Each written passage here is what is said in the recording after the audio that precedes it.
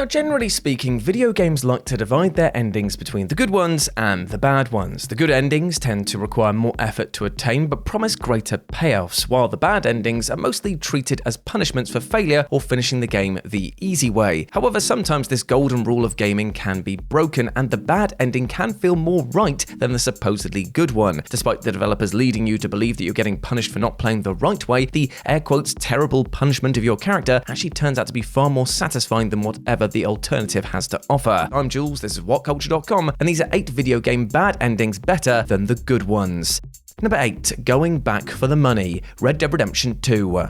Although the main cast of Red Dead Redemption 2 are all hardened criminals, most players tend to keep Arthur's honor levels relatively high. I mean, the man is just too lovable to turn into a pure scoundrel and make him turn heel on his friends during the final act of the game, right? Well, the last Arthur mission in Red Dead Redemption 2 has the player decide between helping John Marston escape from the Pinkerton scan or leaving John to face his fate and going back for the robbery money that you've left behind in Dutch's camp. Naturally, ditching John is considered a bad choice, but on the other hand, no one can deny that Arthur turning his back and taking revenge on all the people who betrayed him is easily one of the most badass moments in the game. From Arthur's rage-filled taunts to the epic soundtrack playing in the background, this scene makes you feel like a total menace. And to top it off, you get to have a proper knife fight with Micah and leave him some scars to remember Arthur by. It may not be right to leave John behind, but all the same, this choice is the right way to say goodbye to Arthur.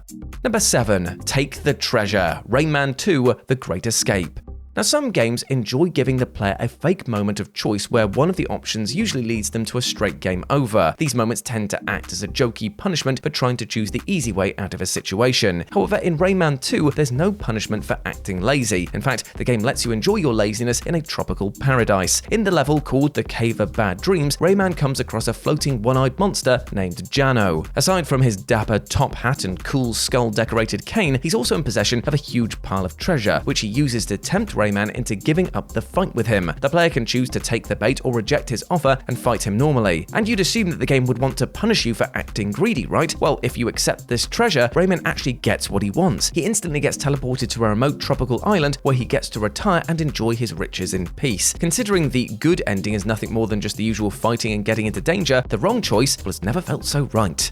Number 6. Teaming up with Father Elijah. Fallout New Vegas. Now, while it's certainly fun to play the lone hero in New Vegas, the kind that always carries a big iron on their hip, the game also lets you play as the villain of your own story. Now, typically this means joining the Legion or killing every unfortunate NPC that crosses your path. And for those of you that are saying that the Legion isn't that bad, remember, they are slavers, so if you support them, This said, there is another secret way to finish New Vegas as the ultimate monster, and even though it's considered a bad ending, it's still the best ending that any diabolical player can hope for. You see, New Vegas' DLC Dead Money is centered around the location of the Sierra Madre, where a mysterious red mist either kills or horribly mutate anyone who enters it. The DLC's main villain, Father Elijah, seeks to weaponize the mist and unleash it upon the Mojave so that he may wipe the slate clean. Now, you're obviously meant to oppose Elijah because that is not a good thing, but you can also secretly team up with him if you fancy it. Now, this prompts a special cutscene in which you and Elijah kill everyone by unleashing the cloud and become the Mojave's enigmatic overlords. Now, this cutscene does cause the game to end, but then again, you've already conquered the land, so you don't really have a reason to keep on playing. Number 5. The Easy Ending. Earthworm Jim Special Edition. Now, Earthworm Jim is one of those games that likes to laugh at people for playing on lower difficulty settings, and it does so with a special punishment ending for beating the game on easy mode. However, the joke is so elaborate and unique that when compared to the regular ending, it ironically feels actually more rewarding. You see, normally when you beat Earthworm Jim, the only thing you get is a simple game over screen congratulating you on a victory. It's just a still image with a couple of words and then a quick fade to black. However, if you're playing the game's special edition and you beat it on the lowest difficulty setting, the boring game over screen is replaced with one of the developers punishing you by calling you out and then delivering a long and convoluted lecture about the life cycle of real-life worms. Ah yes, everyone must feel so humiliated getting this special treatment and learning something actually rather interesting in the meantime. That will definitely show them not to chicken out and play your game on easy mode. Number 4. Staying with the Song. FURI.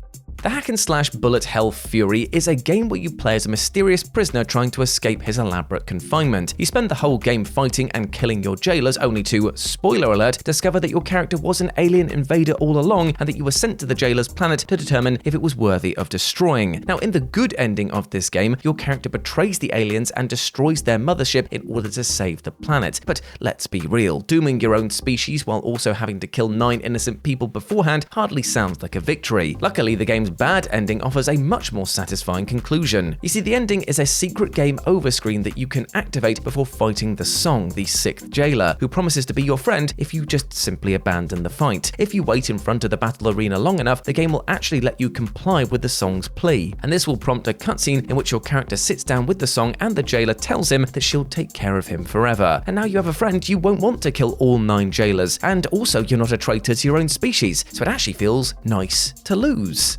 Number 3. Don't Fear the Reaper, Cyberpunk 2077.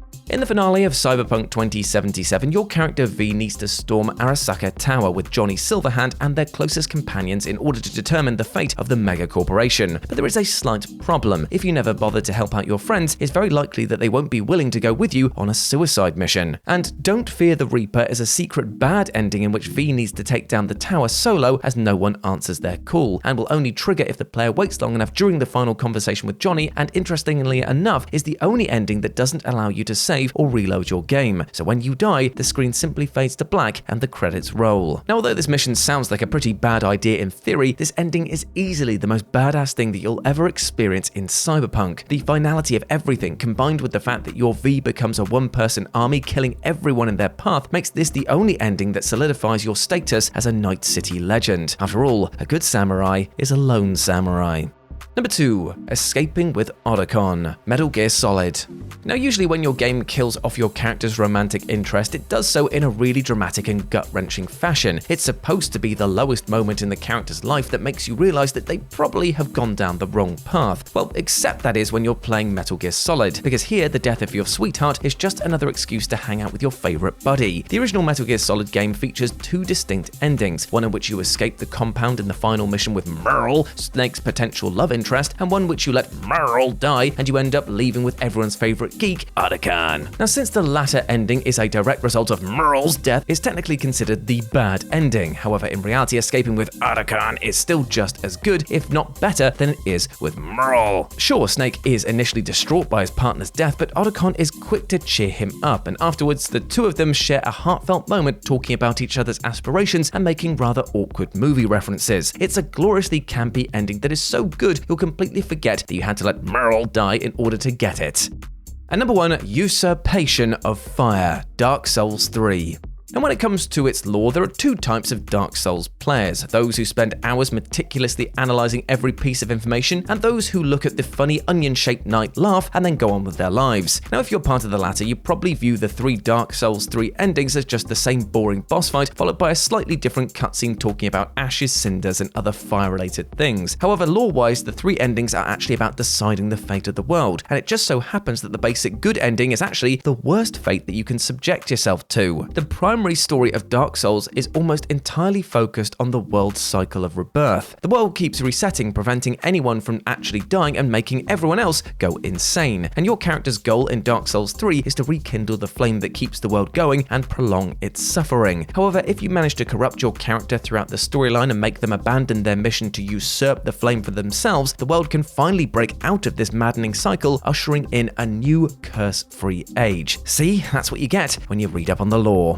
And there we go, my friends. Those were 8 video game bad endings better than the good ones. I hope you enjoyed that, and please let me know what you thought about it down in the comment section below. As always, I've been Jules, and if you want to follow me further, you can go over to FGS or the Future Game Show, where I do all my daily gaming content going forward. Hope to see you over there, my friends. But before I go, I just want to say one thing. Hope you're treating yourself well with love and respect, my friend, because you deserve all the bloody best, alright? And do not let anything or anyone else tell you otherwise. You are a massive ledge, and you deserve the best. As always, I've been Jules. You have been awesome. Never forget that, and I'll speak to you soon. Bye.